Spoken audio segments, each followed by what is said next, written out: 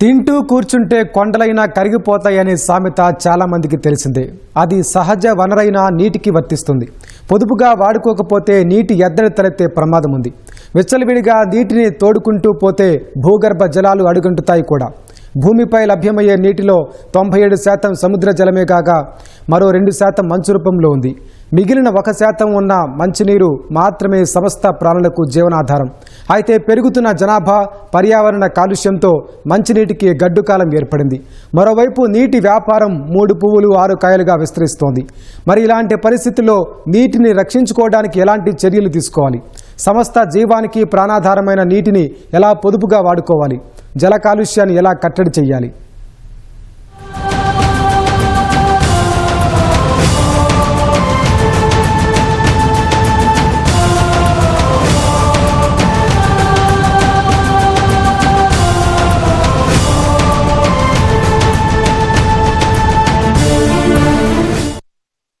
ప్రస్తుతం సహజ సిద్ధంగా లభించే నీరు ఓ సరుకుగా మారిపోయింది. గుక్కెడు నీళ్లను కొనుక్కుని తాగే పరిస్థితి ఏర్పడింది. గ్రామీణ ప్రజలు సైతం నీటిని కొనుగోలు చేస్తున్నారు. నగరాల్లో అయితే వంటలకి సైతం మినరల్ వాటరే వినియోగిస్తున్నారు. ఇదిలాగే కొనసాగితే భవిష్యత్తులో సాగునీటిని కొనుగోలు చేయాల్సి వస్తుందేమో అని చెప్పక తప్పదు. ఇక విచ్చలవిడి వినియోగంతో భూగర్భ జలాలు అడుగంటే ప్రమాదం ఏర్పడింది. ఇటువంటి తరుణంలో ప్రభుత్వాలు, ప్రజలు మేలుకోవలసిన అవసరం ఎంతైనా ఉంది. ప్రభుత్వాలు భూగర్భ జలాల పెంపునకు ప్రణాళికలు రచించి అమలు చేయాల్సిన ఆవశ్యకత ఏర్పడింది.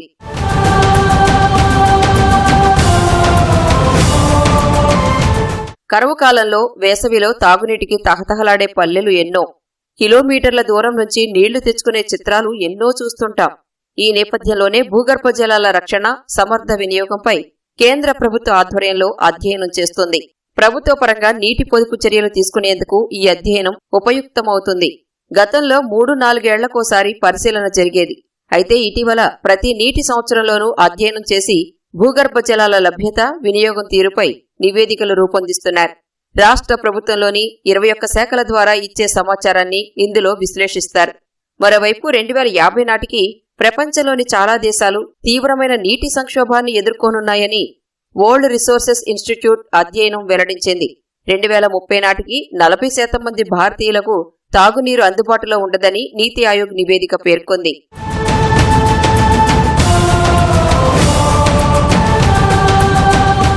ఒక నీటి సంవత్సరంలో ఒక గ్రామంలో సగటున 100 యూనిట్ల భూగర్భ జలాలు రీఛార్జ్ అయ్యాయని అనుకుంటే ఆ ఊళ్ళో ఆ ఏడాది 70 యూనిట్ల కన్నా తక్కువగా భూగర్భ జలాలు వాడితే అక్కడ వినియోగం సమర్థంగా ఉన్నట్లు లెక్క. 70 నుంచి 90 యూనిట్ల మధ్య జలాలను తోడేస్తుంటే ప్రమాదకర స్థితి, అంటే సెమీ క్రిటికల్ అని సంకేతం. 90 నుంచి 100 యూనిట్ల మధ్య తోడేస్తుంటే అత్యంత ప్రమాదకర పరిస్థితి అని అర్థం. కొన్ని పల్లెల్లో 110 యూనిట్లు కూడా తోడేస్తున్నారు. ఇది అతి దారుణ స్థాయి. గత నీటి సంవత్సరంలో చేసిన అధ్యయనం మేరకు రాష్ట్రంలోని 300 గ్రామాల్లో అతి దారుణంగా భూగర్భ జలాలు తోడేస్తున్నట్లు వెల్లడైంది. ఇక్కడ రీఛార్జ్ అయిన పరిమాణానికి మించి జలాలను తోడేశారు. 450 గ్రామాలు ప్రమాదకర పరిస్థితిలో ఉండగా మరో 1271 గ్రామాల్లో పరిధిని మించి నీళ్లు వాడుతున్నట్లు గుర్తించారు. ఏటా వర్షాకాలంలో వానలకు భూగర్భ జలాలు ఉబికి రావడం, వేసవిలో పడిపోవడం సహజ ప్రక్రియ. దీనికి తోడు బోర్లు, బావుల ద్వారా భూగర్భ జలాల వాడకం అధికమైతే అక్కడ నీటి మట్టం ఇంకా పడిపోవడం కూడా సహజమే. అయితే రాష్ట్రంలో 2617 గ్రామాల్లో నీటిని తెగ తోడేస్తున్నారు. వీటిలో 300 గ్రామాల్లో మరీ దారుణంగా తోడేస్తున్నారు. 679 మండలాల్లో 332 మండలాలు నీటి కొరతను ఎదుర్కొంటున్నాయని రాష్ట్ర ప్రభుత్వం అంచనా వేసింది. ఈ మండలాల పరిధిలోని 3549 నివాస ప్రాంతాల్లోని ప్రజలు తీవ్ర నీటి ఎద్దడి ఎదుర్కొంటారని ప్రభుత్వం తేల్చింది. అక్కడ ఏటా రీఛార్జ్ అవుతున్న నీటి కంటే వాడుతున్న జలాల పరిమాణమే ఎక్కువ. కేంద్ర భూగర్భ జలవనరుల శాఖ ఆధ్వర్యంలో రాష్ట్రంలో నిర్వహించిన అధ్యయనంలో ఈ విషయాలు వెలుగులోకి వచ్చాయి. ఒకప్పుడు చెరువులు, వాగులు, వంకల్లోని నీటిని ప్రజలు వినియోగించుకునేవారు. ప్రస్తుతం ఆ పరిస్థితి కనుమరుగైపోయింది. చెరువులు, కాలువల్లోని నీటిని తాగడానికి పశువులు కూడా ఆసక్తి చూపడం లేదు. నీటి కాలుష్యం తీరని సమస్యగా మారింది. నీటి కాలుష్యం పుణ్యమా అని నీటి స్వచ్ఛత వ్యాపారం 3 పువ్వులు 6 కాయలుగా విరాజిల్లుతోంది. వ్యాపారవేత్తలకు లాభాలు కురిపిస్తున్నా ప్రజలకు పర్యావరణానికి తీవ్ర నష్టం కలిగిస్తోంది. ఇలాంటి పరిస్థితుల్లో భూగర్భ జలాలను సంరక్షించడం, నీటిని పొదుపు చేయడం వంటి తక్షణ అవసరాన్ని ప్రభుత్వాలు గుర్తించాలి. చెరువులు, వాగులు, వంకలు, నదులు, సముద్రాల వంటి సహజ వనరులను పరిరక్షించాలని నిపుణులు కోరుతున్నారు. నీటి వనరులు రోజు రోజుకి తరిగిపోతున్నటువంటి ఈ సమాజంలో ముఖ్యంగా ఎండాకాలంలో చూస్తే మనకి బాగా భూగర్భ జలాలు మొత్తం అంతరించిపోయి నీటి ఎద్దడి బాగా సమాజంలో పెరిగిపోతుంది. దీనికి ముఖ్యమైనటువంటి కారణం మనం తగినటువంటి శ్రద్ధని, నీటిని కాపాడుకోవటానికి, భవిష్యత్ తరాలకి మంచినీరు అందించడానికి తగినటువంటి శ్రద్ధ మనం ఎవరైనా తీసుకోపోవటం ముఖ్య కారణం అని చెప్పాలి. మరోవైపు ప్లాస్టిక్ వినియోగం నానాటికి పెరిగిపోతోంది. గ్రామీణ స్థాయి వరకు ప్లాస్టిక్ కవర్ల వినియోగం పెద్ద ఎత్తున విస్తరించింది. ఈ ప్లాస్టిక్ భూమిలో కుళ్లడానికి 1000 సంవత్సరాల సమయం పడుతుంది. ఇది భూమిలో విష పదార్థాలను విడుదల చేస్తుంది. దీంతో భూగర్భ జలాలు కలుషితమవుతాయి. ప్రతి మనిషి బతకడానికి 3 కాంపోనెంట్స్ అవసరం. 1 గాలి, 2 వాటర్, 3 ఫుడ్. కానీ గాలి లేకుండా అయితే మనం కొన్ని నిమిషాలు మాత్రం ఉండగలుగుతాం. నీరు లేకపోతే కొన్ని రోజులు మాత్రం బతకగలుగుతాం. నీరు అనేది ప్రతి ఒక్కరికి చాలా ఇంపార్టెంట్, ఉపయోగకరం అన్నమాట. కానీ ఆ నీటిని మనకి దేవుడు వర్షం రూపంలో మనకి ఎవ్రీ ఇయర్ ప్రసాదిస్తూ ఉంటాడు. ఇంకోటి ఏంటంటే గ్రౌండ్ వాటర్ ఉంటుంది. అంటే ఇలా కనుక కాలువలో గ్రౌండ్ వాటర్ మనకి సర్ఫేస్ వాటర్, నదులు కానీ ఈ కాలువలో వాటర్లు కానీ పొల్యూట్ అయిపోతే మనకి గ్రౌండ్ వాటర్ని మాత్రం ఉపయోగించుకుంటున్నాం. అంటే ఫ్రీగా దొరికే వాటర్ని మనం ఈ రోజున బాటిల్ 20 రూపాయలు 30 రూపాయలు పెట్టి కొనుక్కునే పరిస్థితుల్లో ఉన్నాం. కాబట్టి నెక్స్ట్ కమింగ్ 10 to 20 ఇయర్స్ తర్వాత ఈ గ్రౌండ్ వాటర్ కూడా ఎంతో కాలం ఉండదండి. ఎంతవరకు ఉంటుందంటే గ్రౌండ్ వాటర్ సర్టెన్ హైట్ ఉంటుంది. కాబట్టి వైజాగ్ చూసుకుంటే మనకి గ్రౌండ్ లెవెల్ ఇదివరకు అయితే 40 feet వాటర్ వచ్చేది. ఇప్పుడు 80 feet 150 feetకి వెళ్ళినా వాటర్ లేకుండా పరిస్థితి వచ్చింది. అదే పరిస్థితి హైదరాబాద్లో కూడా ఏర్పడింది. కాబట్టి రాబోయే రోజుల్లో కూడా వైజాగ్ కావచ్చు, ఏదైనా కావచ్చు, గ్రౌండ్ వాటర్ అనేది తీసేస్తే మనకి దాని గ్రౌండ్ వాటర్ని సర్ఫేస్ నుంచే కిందకి వెళ్ళాలి. ఈ వాటర్ ఏదైతే పొల్యూట్ అయిపోయి కాలంలో మనకి ఈ వేస్ట్ వాటర్ ఉంటుందో ఆ వాటరే కిందకి వెళ్ళి అదే మళ్ళీ మనం రేపు తాగవలసి వస్తుంది. ఎవరైనా మీరు పైప్ వాటర్ కనుక తీసి పట్టి చూస్తే అందులో బ్లాక్గా నల్లగా కనిపిస్తూ ఉంటుంది. ఆ వాటర్ కూడా ప్యూరిఫైడ్గా లేదు.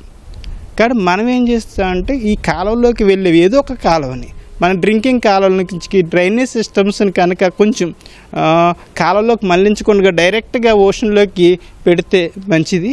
ప్లస్ ఈ మనం వాటర్ని కనుక ఇప్పుడు కనుక మనం సేవ్ చేసుకోకపోతే రాబోయే తరంలో మనకు తాగడానికి కూడా వాటర్ అనేది చాలా కష్టం అవుతుంది. ఇప్పుడు 20 రూపాయలు పెట్టి కొనగలుగుతున్న బాటిల్ అది ఫ్రీగా వచ్చే వాటర్ రేపు నుంచి అది 100 రూపీస్ ఆర్ 200 రూపీస్ పెట్టినా కూడా మనకు దొరకని పరిస్థితి.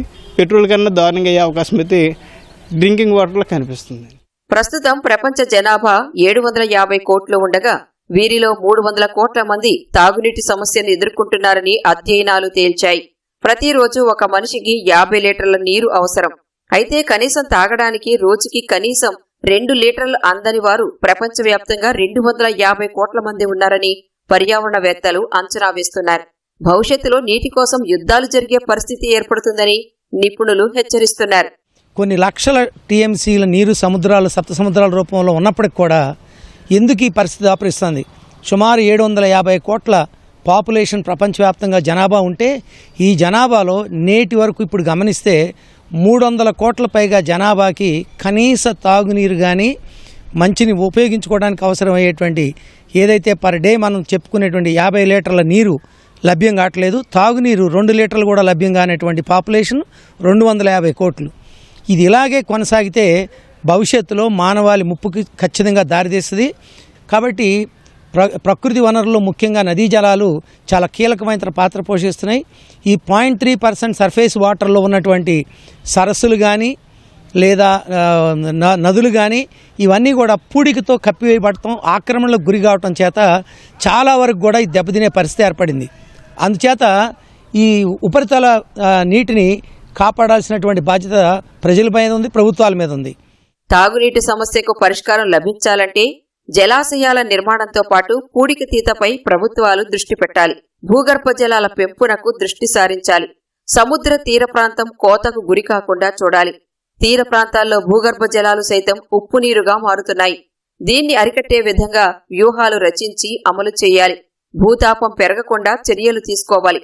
అడవుల పెంపకం సహా నివాస ప్రాంతాల్లో మొక్కల పెంపకానికి చర్యలు చేపట్టాల్సి ఉందని నిపుణులు చెబుతున్నారు.